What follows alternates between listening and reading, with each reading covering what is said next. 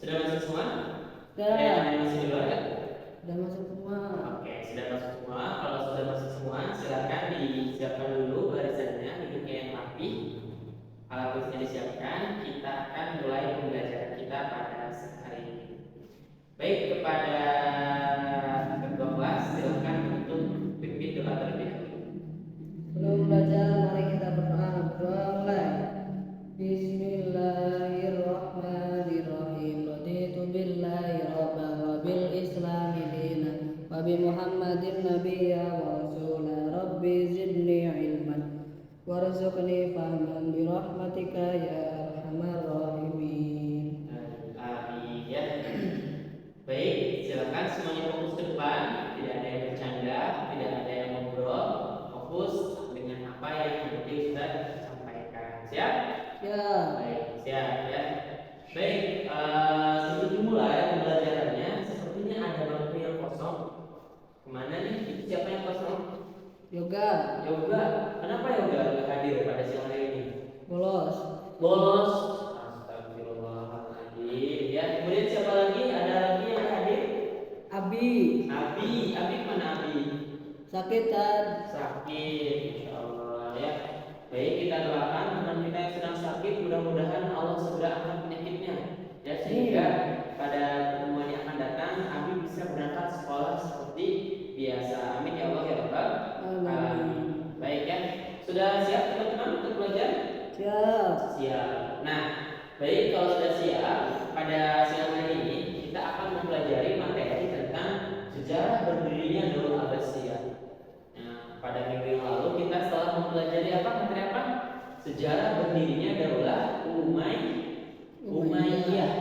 Nah, sekarang kita akan mempelajari sejarah berdirinya Daulah Abbasiyah. Gitu, ya. Nah, misalnya di sini ada yang pernah mendengar kisah Harun al-Rasyid atau ada yang pernah mendengar kisah Abu Nawas? Belum. Nah, nanti di pelajaran di Daul Abbasiyah kita akan mempelajari bersama-sama. Nah, misal sekarang ada yang bertanya atau lupa lagi, Ustaz, daulah itu apa sih? Ustaz, dinasti itu apa sih? Khalifah itu apa sih? Nah, nanti karena selama mempelajari materi pada siang hari ini akan keluar kata-kata tersebut supaya tidak bingung. Di sini ada beberapa kata kunci yang harus teman-teman ingat. Bahkan kalau bisa dihafalkan. Coba yang pertama sini ada daulah. Kelihatan nggak?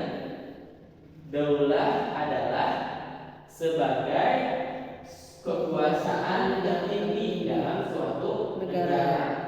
Kemudian daulah itu biasanya dipimpin oleh seorang khalifah. Apa sih khalifah itu? Khalifah adalah seorang pemimpin pengganti setelah Rasulullah. Dan biasanya khalifah itu disebut dengan Amirul Mukminin, pemimpinnya umat muslim. Tapi pemimpin di sini maksudnya bukan pemimpin sebagai pembawa risalah, hanya pemimpin sebagai kepala negara atau pemimpin umat pasukan, ya. Kemudian ada revolusi.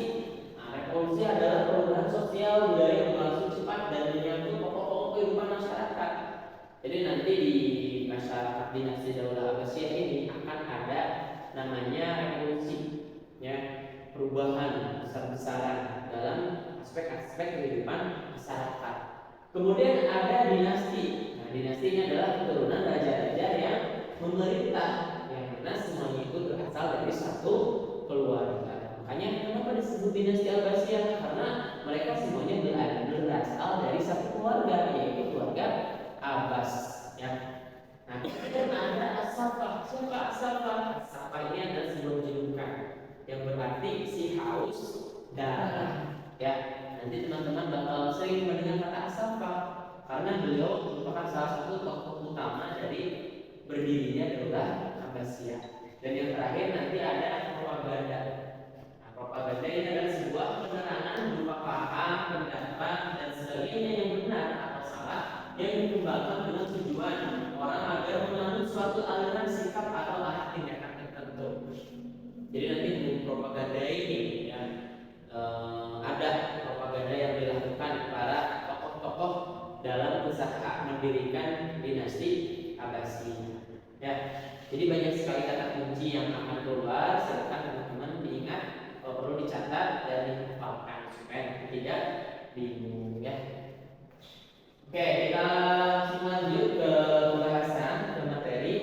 Nah, di sini salah satu fase sebelum adanya daulah atau dinasti Abbasiyah, tentunya di sini kita flashback pada dinasti sebelumnya, yaitu ada dinasti Umayyah.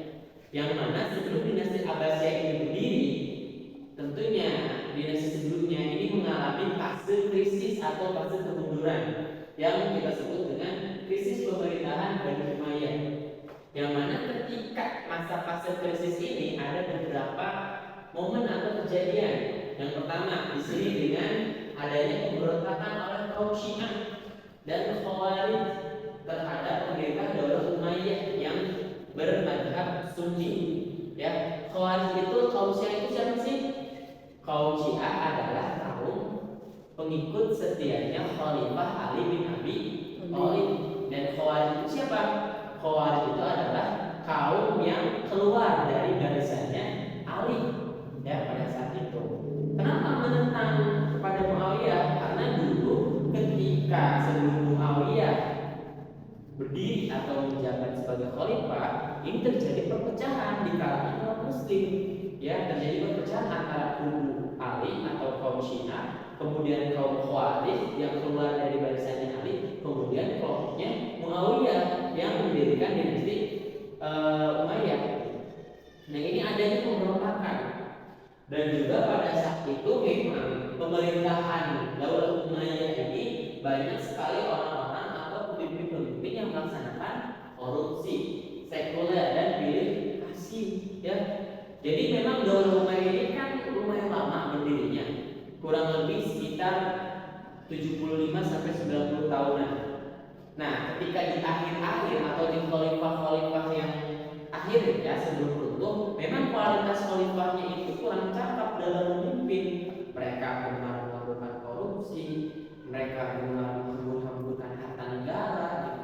Sehingga banyak sekali orang-orang yang tidak suka dengan sistem atau pola pemerintahan yang dijalankan oleh khalifah Daulah Umayyah. Sehingga muncullah pemberontakan atau perlawanan, penolakan karena merasa kecewa dengan pemimpin umat pada saat itu. Dan kemudian adanya persaingan antar suku dan perang saudara. Ya betul, karena kabilah Arab ya itu terdiri dari beberapa suku Quraisy, yang banyak suku-suku yang mereka itu masih ada sistem rimba. Siapa yang kuat yang berkuasa. Gitu ya. Kalau kata anak sekarang, lo punya duit, lo punya kuasa. Kalau nggak punya duit, lo puasa. Gitu ya. Jadi itu kalau kata anak sekarang. Gitu. Nah pada saat itu pun sama seperti itu, antara pasukan atau suku dengan yang lain saling sikut menyikut. Ya, siapa yang kuat maka dia yang akan berkuasa. Gitu. Dan kemudian yang terakhir adanya hak istimewa bagi penduduk bangsa Suriah. Kalau dulu pusatnya sentralnya Islam itu ada di Mekah dan Madinah, tetapi ketika masa pemerintahan Daulah Umayyah ini dipindahkan, nah ini ada memberikan hak istimewa. Ya, penduduk Suriah itu diistimewakan, sedangkan penduduk yang lainnya di Madinah dan sekitar itu dipandang sebelah mata. Sehingga ini yang menyebabkan kesenjangan sosial atau antara kelompok ini tuh merasa Daulah Umayyah mah orang-orang pemerintah Daulah Umayyah pilih kasih udahlah, nggak usah dengerin lagi apa yang disuruhnya, nggak usah dengerin lagi apa yang diperintahkannya, kita berontak aja. Nah ini salah satu awal mula runtuhnya Daulah Umayyah. Jadi ada beberapa faktor ya teman-teman yang mengakibatkan runtuhnya Daulah Umayyah. Nah kemudian ketika di masa-masa seperti itu, di masa-masa senggang seperti itu, masa-masa krisis nih, orang-orang dari keluarga Daulah dari keluarga Abbas, yang mana Abbas ini masih masih ada ikatan keluarga dengan Kanjeng Nabi Muhammad SAW. Nah, keluarga Abbas pada saat itu mulai berpikir, kita ini masih keturunan dengan Rasulullah. Kenapa kita tidak ada niatan untuk menghimpun kekuatan kemudian mendirikan dinasti baru gitu ya? Nah, tentunya orang-orang dari keluarga Abbas mulai berpikir, ya mulai melakukan kerjasama yang mana dikenal dengan gerakan Abbasiyah, yang mana gerakan ini apa tujuannya, yaitu untuk menggulingkan kekhalifahan Daulah Umayyah. Karena apa? Karena tadi mengklaim bahwa Daulah Umayyah itu sudah tidak sesuai dengan apa yang diharapkan. Para pejabatnya sudah melakukan korupsi, banyak yang melakukan nepotisme, pilih kasih dan lain sebagainya. Nah, ini yang membuat orang-orang kecewa ya dengan pemerintahan Daulah Umayyah. Sehingga Abu Abbas itu berpikir, wah ini saatnya kita mengambil alih, saatnya kita mencuri posisi untuk menggulingkan mereka. Ya, nah, ini dikenal dengan gerakan Abbasiyah. Nah, yang mana kelompok ini mendukung salah satu tokohnya, yaitu Abdul Abbas As-Saffah. Ya, kenapa tadi dikasih julukan As-Saffah? Karena Abu Abbas ini berhasil membunuh khalifah-khalifah terakhir dari Daulah Umayyah, sehingga dia dijuluki sebagai si haus darah, gitu ya. Nah, yang mana Abbas ini masih keturunan dengan Nabi Muhammad SAW, yang mana Abu Abbas ini memiliki istilahnya revolusi, yang merevolusi, melakukan propaganda, menghimpun kekuatan untuk bisa menggulingkan Daulah Umayyah. Karena memang bisa dikatakan Daulah Umayyah pada saat itu mempunyai pasukan militer yang kuat, sehingga Abu Abbas juga untuk meruntuhkannya atau menggulingkannya perlu pasukan. Sehingga dia berkunjung kepada suku-suku yang lain, ya, bersilaturahmi, kira-kira mau nggak membantu gitu untuk menghimpun kekuatan. Nah, Abu Abbas ini juga dalam melakukan propagandanya tentunya tidak sendirian, tapi dia itu mempunyai rekan, mempunyai partner kerja, yang mana di sini adalah Abu Muslim Al-Khurasani sebagai agen propaganda. Ya, tadi ya, jadi berkunjung satu daerah, ya, jadi awalnya menanyakan gimana, ya, sampai ayo mau gabung dengan saya, ya, saya mau mendirikan daulah, kita lawan dulu, kita runtuhkan dulu Daulah Umayyah yang berkuasa. Nah, ini Abu Muslim Al-Khurasani. Jadi bekerja sama ya dalam menghimpun kekuatan. Nah, kemudian akhirnya setelah terhimpun kekuatan, ya, terhimpun kekuatan dari berbagai kabilah dan suku, maka diadakanlah pemberontakan yang terjadi atau memuncak pada tahun 710 Masehi, yang itu terjadi ketika pertempuran Zab. Nah, yang ini tentunya dimenangkan oleh kelompok atau pasukannya Abbas yang dipimpin oleh Abu Abbas As-Saffah, yang ditandai dengan terbunuhnya khalifah terakhir dari Bani Umayyah, yaitu Marwan II. Nah, yang berhasil ditangkap dan kemudian dibunuh. Nah, otomatis ketika khalifah terakhir Marwan ini dibunuh atau mati, maka berakhirlah kekuasaan Daulah Umayyah dan berdirilah dinasti yang baru, yaitu dinasti Abbasiyah. Tadi kenapa dipanggil dengan Abbas? Karena memang dinasti Abbas ini berasal dari pamannya Nabi, ya, Abbas. Jadi masih satu ikatan gitu, ya. Jadi seperti itu kurang lebih ya, teman-teman. Awal mula ini adalah Abbasiyah. Paham ya sebenarnya ya? Paham, insyaallah. Coba ya, kalau paham, Ustaz mau nanya, ya, siapa tadi Abbas itu siapa? Pemimpin pasukan Abbasiyah, ya. Nah, kenapa Abbas itu ingin mendirikan dinasti? Karena Daulah Umayyah atau keluarga Umayyah ini sering melakukan korupsi atau pilih kasih, ya. Nah, jadi berdirilah dinasti Abbasiyah, yang mana dinasti Abbasiyah ini adalah salah satu merupakan dinasti terbaik, ya, dalam sejarah Islam, karena mampu berpuasa kurang lebih selama 5 abad. 5 abad itu berapa tahun berarti? 500. Kurang lebih 500 tahun. Luar biasa sekali. Indonesia aja sekarang merdeka baru berapa tahun? 77. Nah, Abbasiyah ini berpuasa kurang lebih 500 tahun. Luar biasa sekali. Banyak sekali peninggalan, banyak sekali khalifah-khalifah, ulama-ulama yang lahir ketika Daulah Abbasiyah berkuasa. Yang mana itu akan kita pelajari di pelajaran minggu depan, ya.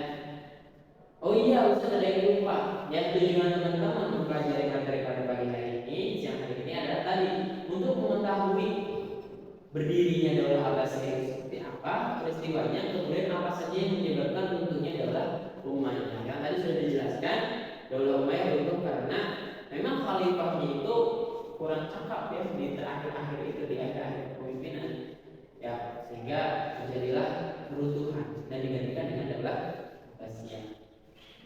Baik, sepertinya sudah paham, dan jangan lupa minggu depan kita akan mempelajari sejarah peradaban di kemajuan di Daulah Abbasiyah.